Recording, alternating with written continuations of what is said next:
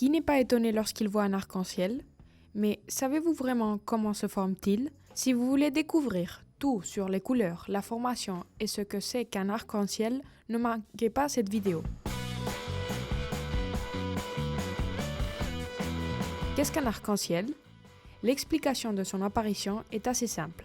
Un arc-en-ciel apparaît dans le ciel grâce à la réfraction et la réflexion de la lumière solaire sur les gouttes d'eau de la pluie. On pourrait dire qu'il s'agit d'une bande lumineuse qui présente différentes couleurs grâce à la décomposition de la lumière.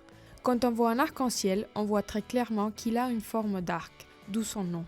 Mais en fait, il a une forme circulaire qu'on ne peut pas vraiment voir à moins de l'observer depuis une certaine hauteur. Comment se forme un arc-en-ciel? Il y a plusieurs conditions qui participent à la formation d'un arc-en-ciel. Voyons tout de suite comment se forme un arc-en-ciel. Quand la lumière du soleil illumine les gouttes d'eau de pluie, qui agissent comme des petits prismes s'ils se trouvent dans la bonne position, la lumière blanche du soleil se sépare pour former un ensemble de rayons de plusieurs couleurs qui se séparent au fur et à mesure que les rayons se déplacent au sein des gouttes d'eau. Ensuite, les rayons frappent la paroi interne de la gouttelette et sont réfléchis vers l'arrière, frappant la surface de la gouttelette pour aller vers l'extérieur.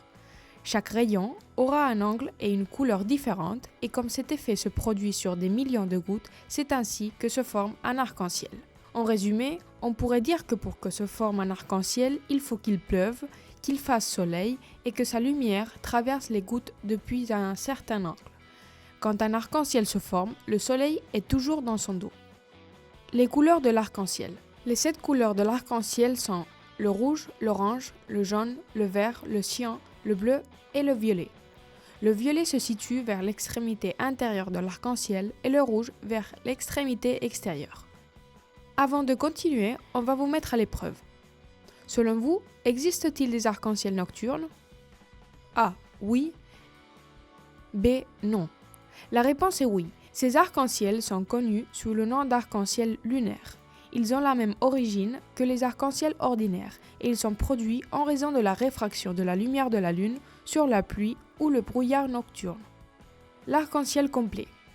Pour voir l'arc-en-ciel complet ou la circonférence complète de l'arc-en-ciel, en plus de devoir réunir tous les facteurs qui rendent possible la formation d'un arc-en-ciel, gouttes de pluie, soleil et qu'il y ait un angle idéal entre les deux facteurs, il faudrait pouvoir voir un arc-en-ciel depuis une certaine hauteur et qu'il n'y ait aucun obstacle. Si on vole en avion ou en hélicoptère, on pourrait apprécier ce phénomène spectaculaire. Le double arc-en-ciel. Le double arc-en-ciel est bien moins fréquent car ce phénomène se produit quand les rayons solaires passent en dessous des gouttes d'eau et on peut le voir grâce au rebond qui se produit dans la goutte. Le fait qu'il y ait 2 rebonds lumineux fait que se croisent les rayons et qu'ils sortent de la goutte d'eau en sens inverse. C'est ainsi que se forme un double arc-en-ciel qui se positionnera au-dessus de l'arc-en-ciel principal. J'espère que le cours d'aujourd'hui vous aura servi. Si tel est le cas, n'hésitez pas à nous laisser un commentaire et à vous abonner à notre chaîne. À bientôt sur Projet Écolo.